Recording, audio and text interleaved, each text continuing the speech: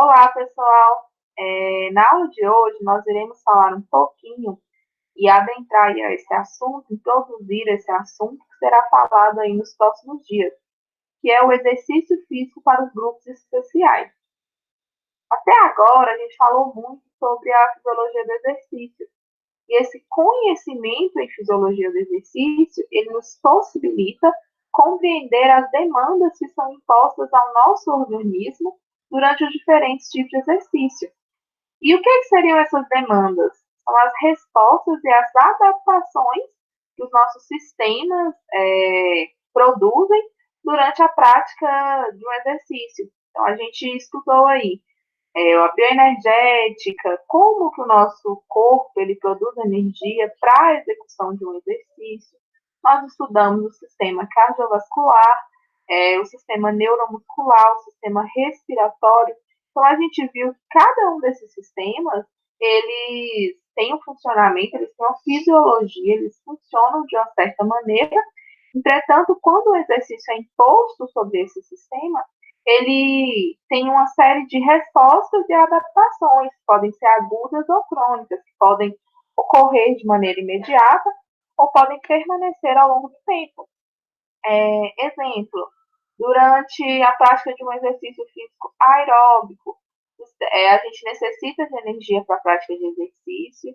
Essa energia vai ser disponibilizada pelo metabolismo aeróbico, que tem uma produção de energia dentro da mitocôndria, através do ciclo de Krebs, da cadeia respiratória, pela degradação de glicogênio e ácidos graxos. A gente tem uma quantidade maior de fibras do tipo 1 nesses músculos que são exercitados durante esse treinamento aeróbico. A gente vai ter uma resposta cardiovascular um aumento da circulação, um aumento do volume sistólico, um melhor retorno venoso devido à vasodilatação. A gente vai ter uma frequência ventilatória maior, uma frequência expiratória para eliminar o CO2 e uma frequência inspiratória para trazer o oxigênio. Então, tudo isso que a gente visualizou até aqui na nossa disciplina é aplicado ao exercício físico e pode ser aplicado a diferentes populações. Então, isso que a gente viu, quando se aplica um exercício aeróbico, quando se aplica um exercício anaeróbico, diferentes tipos de exercício, esses sistemas têm uma resposta. Entretanto, a partir de agora, a gente vai ver se essas respostas elas são iguais em diferentes populações, em populações específicas, em populações que apresentam alguma patologia ou algum cuidado especial. Então, a gente vai aprender como que o nosso sistema ele se comporta nessas populações, por que ocorre uma série de respostas e de adaptações, e como que eu vou levar isso para a prática do exercício físico, como será a minha prescrição. Aqui eu só coloquei uma imagem que representa, né, que essas respostas e adaptações, a gente viu que elas são diferentes de acordo com o tipo de exercício. Então, a gente viu que existem diferentes tipos de exercício que podem ser aplicados a uma pessoa, né? E esses exercícios são classificados principalmente em dois grupos, que são os exercícios aeróbicos e anaeróbicos. Esses exercícios, cada tipo tem uma série de capacidades nesses exercícios que possibilitam eles de serem realizados. Então, eles precisam de diferentes capacidades físicas para possibilitar a sua execução. E quando a gente fala sobre capacidades físicas, a gente entra em um conceito que é a aptidão física.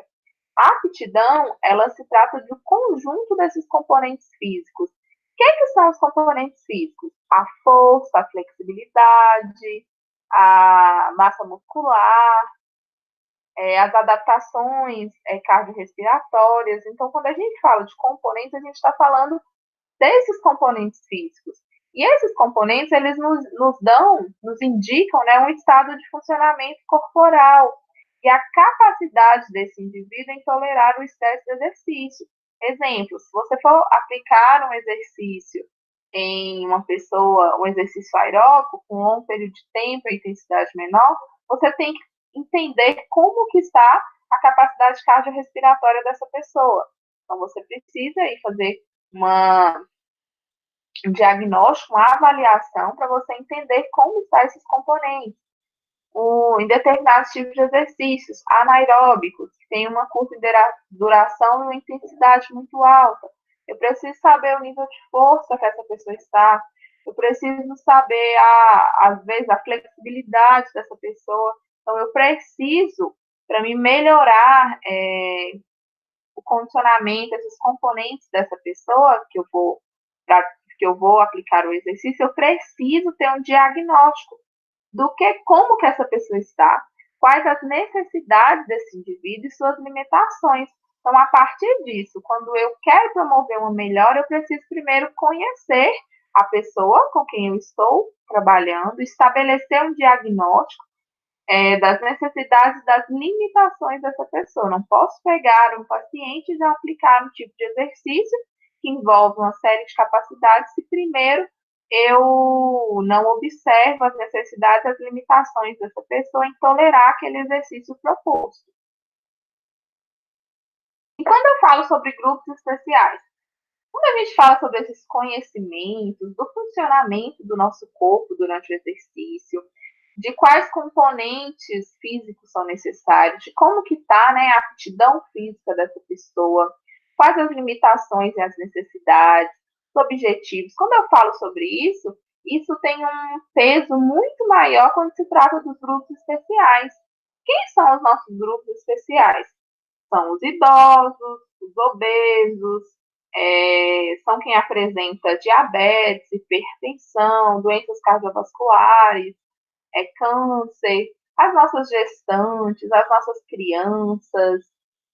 Então, a gente precisa compreender o que vai ter de diferente nesses grupos, como será o funcionamento do nosso corpo, quais os componentes que eles têm uma certa limitação, como está a aptidão física, o que ocorre nessa aptidão física durante cada ciclo da vida, por exemplo, crianças, adultos e idosos, durante problemas de saúde ou condição de caráter irreversível. Exemplo, diabetes, hipertensão, que muitas vezes é irreversível. O que isso causa na minha fisiologia humana, no meu corpo, que pode afetar a aplicação de um exercício. Então, em populações que necessitam de cuidados específicos, exemplo, as gestantes. O que está ocorrendo no corpo da gestante que eu preciso compreender para poder estabelecer um diagnóstico, entender o funcionamento de tudo para a prescrição do exercício, para atender o que ela necessita.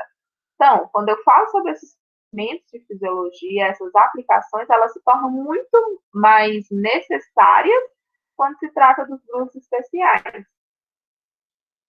Então, como a gente viu, né, ainda é mais necessário compreender, né, as modificações fisiológicas que são associadas ao exercício físico, principalmente nesse grupo de risco, né, nesse grupo especial, e como o exercício físico ele deve ser prescrito. Então, quando a gente pega um indivíduo que apresenta alguma dessas condições citadas, a gente tem que compreender as modificações fisiológicas que estão ocorrendo no corpo devido ao exercício e como esse exercício deve ser prescrito, ou seja, traçar diretrizes de prescrição e as variáveis fisiológicas que são de controle e de avaliação. O que seria isso? Por exemplo, quando você pega uma população aí de idosos, os idosos, eles apresentam algumas modificações fisiológicas no decorrer aí da idade. O envelhecimento traz algumas modificações. Exemplo, no sistema pulmonar, a gente tem uma menor capacidade de expansão da caixa torácica, menor elasticidade aí do pulmão. O pulmão, durante aquela fase de inspiração, ele vai ter uma expansão, ele vai se distender menos, né? Então, vai conseguir suportar uma quantidade menor de ar. Então, isso vai afetar a quantidade de oxigênio que está chegando. Então, vai ser um processo mais lento. Quando se fala sobre Alterações vasculares aí do sistema cardiovascular, a gente tem uma menor resposta àqueles estímulos simpáticos e parasimpáticos. Então, meu coração, ele vai responder àquele aumento da frequência cardíaca ou a diminuição de maneira mais lenta. Então, eu preciso ter esses cuidados em relação a alterações neuromusculares. Os idosos, eles têm uma perda de massa muscular, tem uma substituição das fibras musculares por tecido conjuntivo, tem uma tendência ao aumento do tecido adiposo. Então, a gente conhecendo isso, a gente vai ter algumas cautelas, algumas diretrizes quando for passar o exercício, quando for prescrever esse exercício. Então, essas modificações fisiológicas, essas variáveis fisiológicas, elas vão servir aí como um controle, uma avaliação. Então, através disso, eu vou ver como que o meu idoso está fisiologicamente, para depois eu prescrever um exercício. Quando se fala sobre esse conhecimento, né, a gente necessita desse conhecimento, dessas variáveis fisiológicas e como elas se comportam em condições especiais, porque nos idosos ocorre isso durante o envelhecimento. Algumas coisas, né, que eu citei aqui durante o envelhecimento. Durante a infância, está ocorrendo outras coisas. Durante uma hipertensão, a gente tem uma condição irreversível. O nosso sistema ele vai responder de outra maneira. Exemplo, a gente viu lá que o hipertenso que pratica um exercício isométrico, o exercício isométrico já tem uma tendência à elevação da pressão. Então, se eu coloco uma pessoa para fazer um hipertenso que não está controlado para fazer um exercício isométrico, eu vou ter uma sobrecarga sobre esse indivíduo, a pressão dele vai se alterar. Então, aí eu vou ter algumas modificações.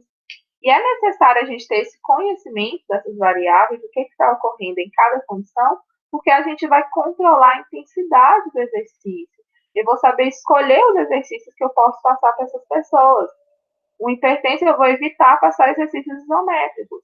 Em uma pessoa que está tomando algum medicamento, como os beta-bloqueadores, o hipertenso, um cardiopata, que está tomando um tipo específico de medicamento, que evita que a adrenalina e a noradrenalina elas vão agir lá estimulando a frequência cardíaca e o bombeamento de sangue aí no nosso corpo. Então, tendo esse conhecimento, eu vou saber interpretar os resultados dos testes dessa pessoa e como que ele está evoluindo de acordo com os exercícios prescritos.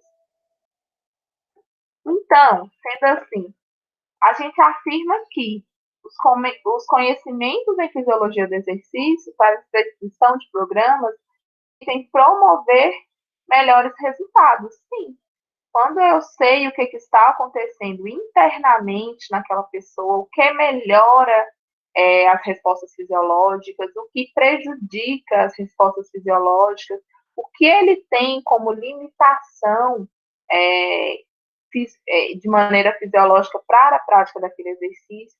Isso faz com que eu tenha um levantamento das condições daquele indivíduo. Então, eu vou analisar o que ocorre naquela pessoa para saber o que ele pode fazer nos exercícios físicos.